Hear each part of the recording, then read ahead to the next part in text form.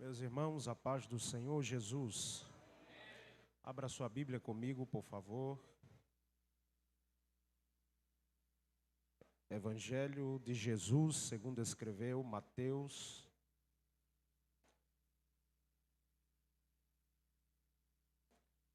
Mateus, capítulo de número 26.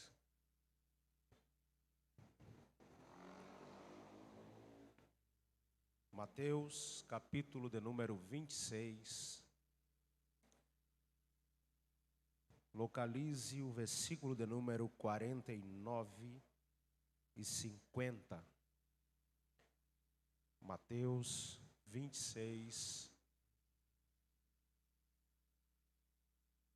Quem achou, diga amém. Amém. E logo aproximando-se de Jesus, lhe disse: Salve, mestre, e o beijou. Jesus, porém, lhe disse: Amigo, para que vieste? Nisto, aproximando-se eles, deitaram as mãos em Jesus e o prenderam, e você diz amém. Podeis sentar. Queridos, nós estivemos meditando nesse texto, que tudo tem a ver com o caráter do culto, e Deus ministrou ao nosso coração algo que serviu de muita relevância para a minha vida cristã.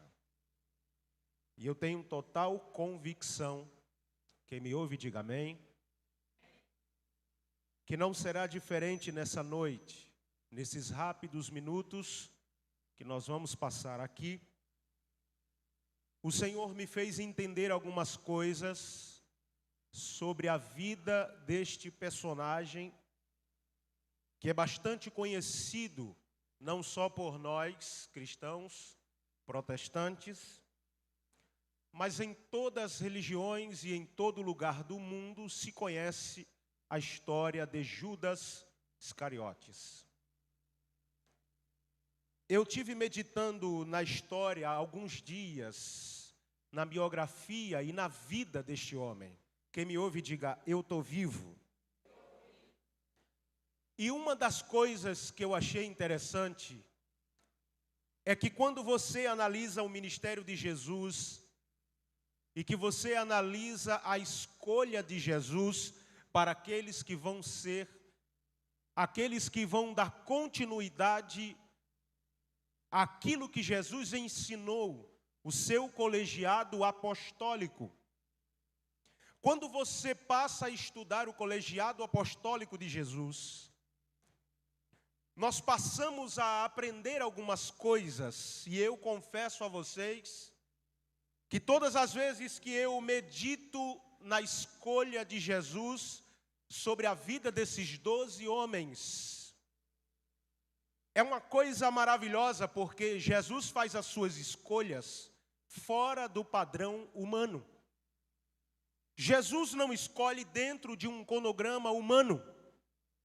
Jesus não segue uma regra para escolher aquele que deve fazer alguma coisa pelo seu nome. A escolha é algo divino, é algo de cima para baixo. A escolha não requer características humanas. Eu disse esses dias pregando, quem escolheria Abraão, nascido numa família idólatra e dentro de uma cultura de idolatria, quem escolheria Abraão para representar a fé num Deus verdadeiro? Se a estrutura familiar deste homem é de idolatria, é uma das provas de que Deus não escolhe como o homem escolhe. É uma das provas que Deus não segue o cronograma humano. É uma das formas que nós entendemos que Deus faz o que quer, na hora que quer, com quem Ele quiser.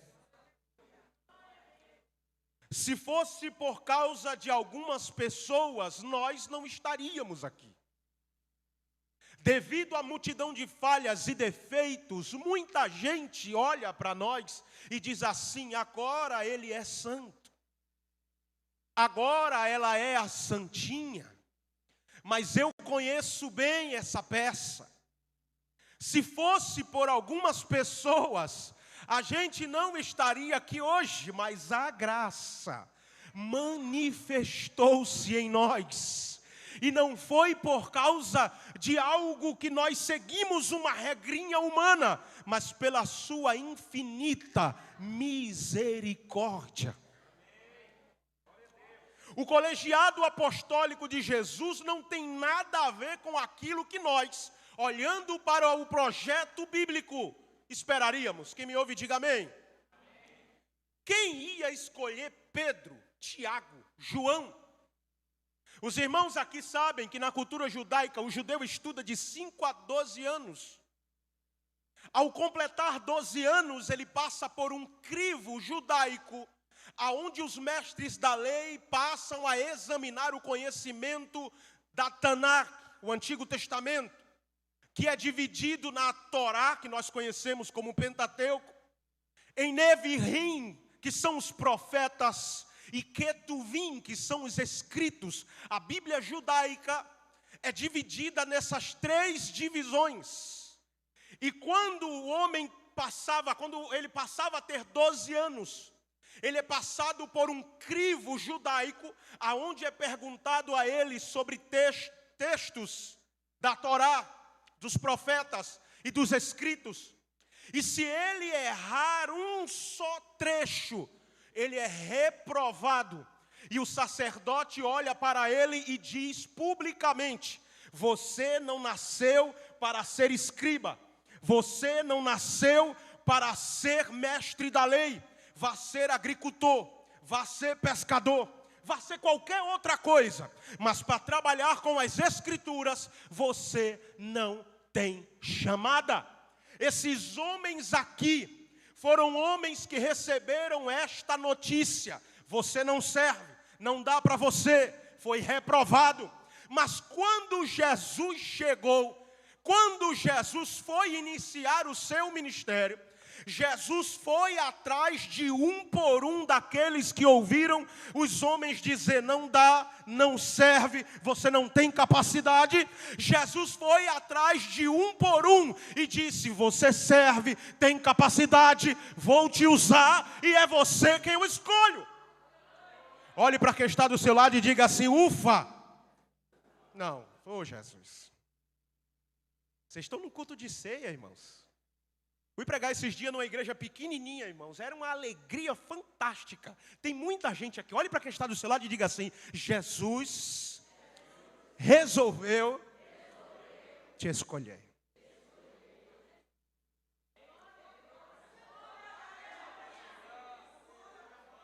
Ele foi, escute o que eu vou lhe dizer. Eu acho lindo, porque quando Jesus vai escolher os primeiros discípulos, Jesus vai andando na beira da praia e encontra 2 irmãos lavando as redes. Ainda teve alguém que escreveu uma música, eu acredito que na inocência, dizendo assim: quem mandou você lavar as... Só que os discípulos ali não estão lavando as redes desistindo. Eles são pescadores, passaram a noite toda colocando a rede e tirando a rede. Vendo que não pegaram nada, eles lavaram as redes como se estavam dizendo um para o outro: não deu certo hoje, mas a gente volta amanhã e não para de tentar. Eles estavam lavando as redes e dizendo assim: a noite foi de frustração, mas eu acredito que amanhã dá certo. Jesus olhou aquilo e disse: gostei desses 2, gostei. Porque para servir a Jesus, não é qualquer coisa que tem que tirar a gente do centro. Não é qualquer cara feia, ou alguém gostar ou não gostar de você, que tem que impedir a sua chamada, ou aquilo que Deus tem na sua vida. É simplesmente o desejo de que se hoje não deu certo, amanhã você tenta de novo. Se hoje não deu certo, amanhã você tenta de novo. Se hoje não deu certo, amanhã você tenta novamente. Oh, Jesus. Jesus vai atrás de um homem que a sociedade odiava. A sociedade odiava Levi. A sociedade odiava Mateus.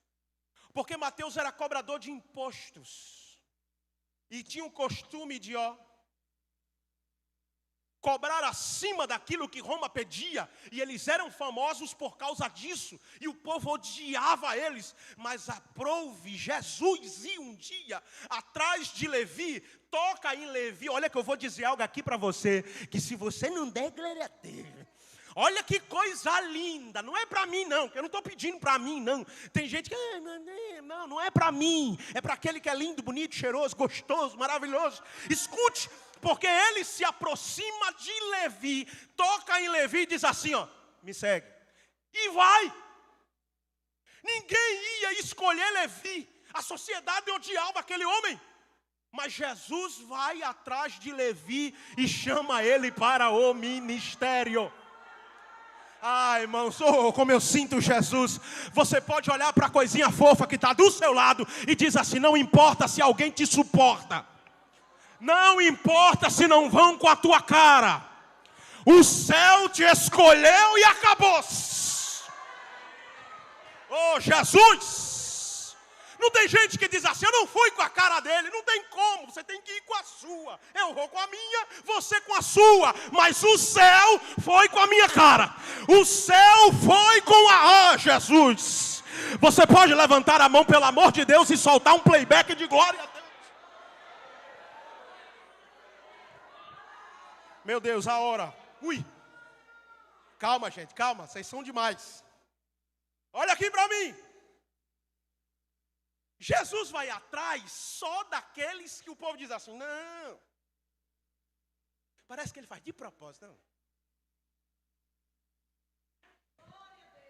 Só que, escute, nos evangelhos, você não vai encontrar Jesus chamando Judas. Alguns historiadores vão dizer que Judas se oferece. Dos 12, 11 eram da Galileia. E só Judas era judeu da Judeia. E Judas vem de uma cidade chamada Queriote. Daí o seu nome, Judas Ish, que Ish em hebraico é homem. Daí, quando Deus muda o nome de Jacó, que muita gente chama Jacó de enganador, suplantador, e eu acho que Strong fica dando pulos quando escuta um negócio desse. A palavra Jacó significa suplantador. Não, irmãos, Yaakov significa agarrado, aquele que nasceu agarrado aos pés de Esaú. Ele enganou, mas esse não é o significado do nome de Jacó. É por isso que quando troca o nome de Jacó para Is, olha o Is de novo, Is, homem, Ra, guerra, El, todo nome que tem El no nome é Deus, aquele que lutou com Deus. É por isso que mudou o nome dele para Israel. O nome de Judas, que era um nome bastante popular na época, o seu sobrenome, conhecido por muitos de nós, fala da cidade de onde este homem veio. E a cidade de onde este homem veio é uma cidade de mente pensante. Há quem diga que Barrabás veio de lá. E tem gente que pensa que Barrabás era um mendigo sujo. Mas não, Barrabás fazia parte de uma equipe que porque queria tirar Roma do poder. Ele queria porque queria que os judeus fossem libertos de Roma. E Judas era um desses que queriam que Roma tirasse o peso sobre os judeus. E quando Judas, quem me ouve, diga, eu estou acordado. Já estou parando, irmãos, é rapidinho. Escute, quando Judas percebe que Jesus é influente, onde chega, a multidão aproxima, Jesus é diferenciado. Quando Jesus fala, as pessoas prestam atenção, vão atrás dele. E Judas olhou e disse assim, é esse homem aí. Judas olhou e disse, é ele. Judas olhou e disse assim: esse camarada aí é quem vai fazer o maior fuzuê, e a gente vai tirar Roma do poder. Aí Judas passa a andar com Jesus, a ficar perto de Jesus, mas ele estava perto de Jesus pelos seus próprios interesses. Ele se aproximou de Jesus apenas pelo seu próprio interesse, diferente de Pedro, que quando Jesus olhou para Pedro e disse: Pedro, você também ficou chateado, Pedro? Faz o seguinte, vai junto com eles. Aí Pedro disse: para onde eu vou, mestre? Se só o Senhor tem palavras de vida eterna. Escute, Pedro não estava preocupado se Jesus ia fazer ou não fazer. A presença de Jesus já era suficiente para Pedro. A presença de Jesus é suficiente na sua vida? A presença de Jesus é suficiente na sua vida? Só os adoradores, pelo amor de Deus, que Jesus é suficiente.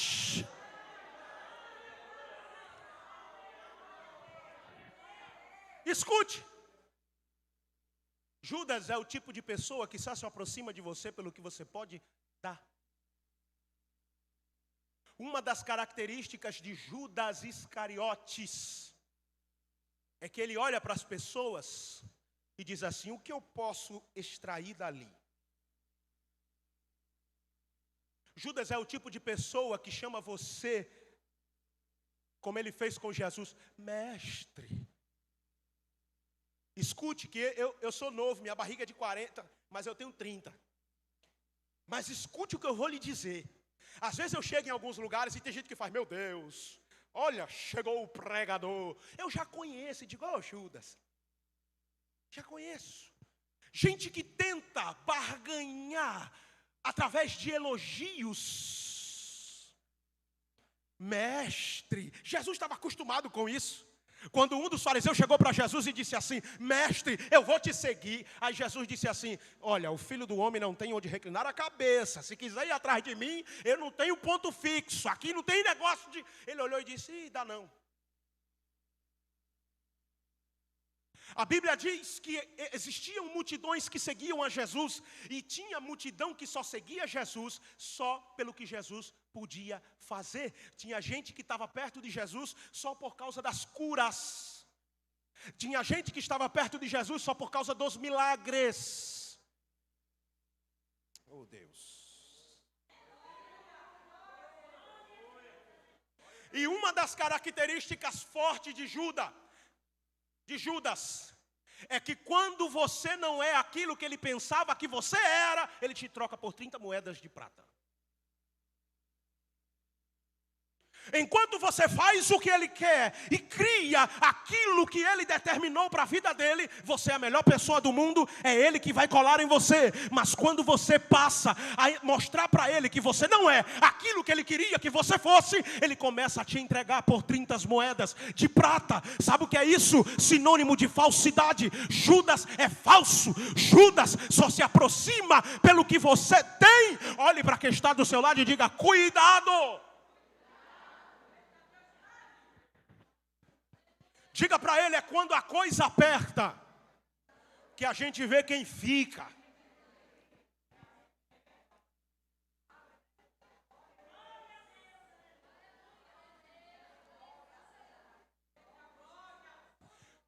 Outra característica de Judas. Judas, ele tem uma falsa espiritualidade, uma religiosidade bonita à vista. Você lembra quando a mulher pecadora derramou aquilo que ela tinha de valor sobre Jesus? Quem me ouve, diga amém. Quando ela está adorando a Jesus, você sabe o que é que Judas faz? Judas chega com uma falsa espiritualidade, uma falsa religiosidade e diz assim: que é isso, rapaz, um negócio tão caro desse, tinha vendido e tinha dado para os pobres. Aí o texto diz assim: ele não estava de olho nos pobres, ele não estava de olho na necessidade dos outros. Judas, uma das características de Judas é que ele é um falso espiritual, um falso religioso, que tem uma carinha tão doce, tão maravilhosa, coisinha fofinha de Jesus, Jesus, mas o seu coração é podre, é sujo e é negro. Escute o que eu vou lhe dizer. Quem olha para Judas diz: meu Deus, que coisa linda, mas o seu coração é diferente da sua boca. O que a boca diz, o coração não é. Judas passa para eles ali como se estivesse preocupado com os enfermos, com aqueles que não tinham dinheiro, mas o próprio texto diz que o olhar de Judas era para a bolsa. Ele não estava de olho nos enfermos, mas no moneyzinho, no dinheiro. Judas não estava preocupado com as pessoas. E tem outra coisa que eu vou dizer aqui, e eu vou dizer a você que ardeu no meu coração hoje à tarde, e eu disse: é isso mesmo, Jesus? E Jesus: é, gordinho, vai lá, prega, estou contigo. Escuta o que eu vou te dizer. Uma das características de Judas nesse texto é que quando ela começa a adorar a Jesus, quebra aquilo que ela tem de valor, ele se preocupa com a adoração daquela mulher e com aquilo que ela está fazendo para Jesus. Uma das características de Judas é que não suporta ver um crente adorando a Deus como ninguém adora. Quando levanta a mão, ele diz assim: ó, para que isso? Quando grita, ela diz assim: para que essa zoada toda? Ô Judas, deixa ela adorar, deixa ele adorar do jeito dele.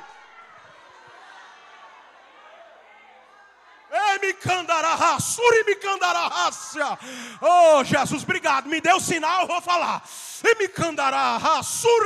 Eu estava só esperando a autorização, mas chegou. Deixa ele adorar do jeito que Jesus quer que ele adore. Pega na mão de quem está do teu lado, pelo amor de Deus. Pega, balança ele, até ele acordar e diga: você tem liberdade para adorar a Jesus aqui hoje. Então não te preocupa com Judas. Abre a boca, levanta a mão, faz alguma coisa.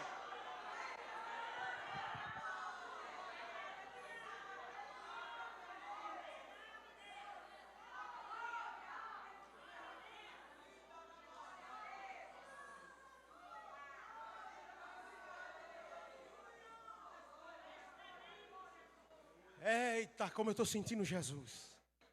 Devagarzinho que eu estou muito gordo, calma. Vou parar agora. Olhe para mim.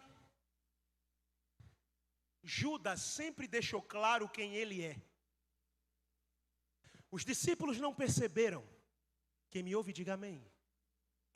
Olhe para mim aqui, estou encerrando agora. Não perca, olhe para mim. Os discípulos não perceberam. Mas Judas sempre deixou sinais de quem ele era. Sim ou não? E no dia da última Santa Ceia, Jesus olha para Judas, entrega um pedaço de pão molhado e diz para ele: o que você tem para fazer, Judas, vá e faça. Judas vai trair Jesus por quantas moedas? Quantas moedas? Judas traiu Jesus. Aquele que não expulsou o mesmo da mesa, mesmo ele roubando.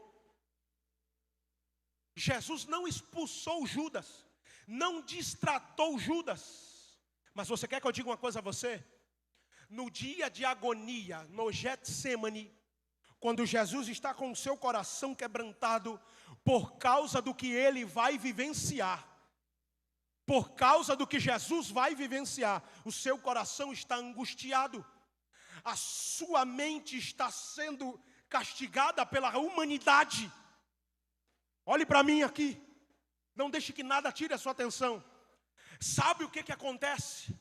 Ele está junto dos seus amigos, pedindo para que seus amigos orem junto com ele.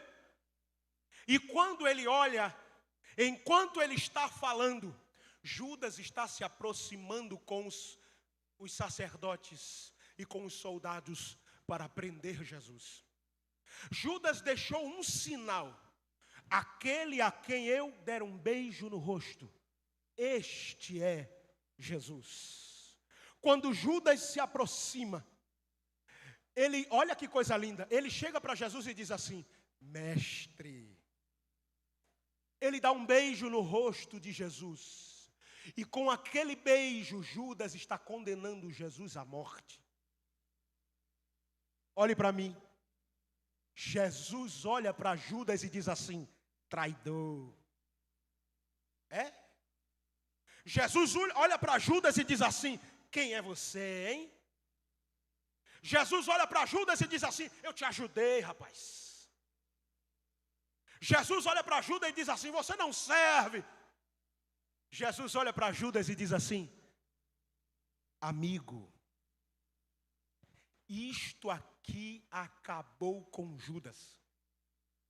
Jesus estava dizendo para Judas: você falhou, Judas. Você me traiu, Judas. Você meteu a mão na bolsa, Judas. Mas eu sou seu amigo. Jesus tinha a oportunidade de lançar em rosto todas as coisas que Judas fez.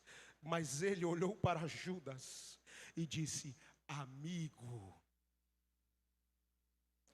Quando eu estava lendo esse texto, Deus bradou no meu coração: não importa se alguém que está aqui falhou por esses dias. Jesus me trouxe aqui para dizer para você: você é meu amigo. Eu não espero de você aquilo que só os santos são. Escute o que eu estou lhe dizendo, que Jesus não estava passando a mão em cima do erro de Judas, mas Jesus estava dizendo para ele: eu sei que você errou, mas eu sou seu amigo. Judas não se perdoou. E eu vim nesta noite com uma palavra do céu para a sua vida. Jesus me trouxe para dizer para alguém aqui: você ainda é o meu amigo. Oh Jesus, me andará sorabacandarás.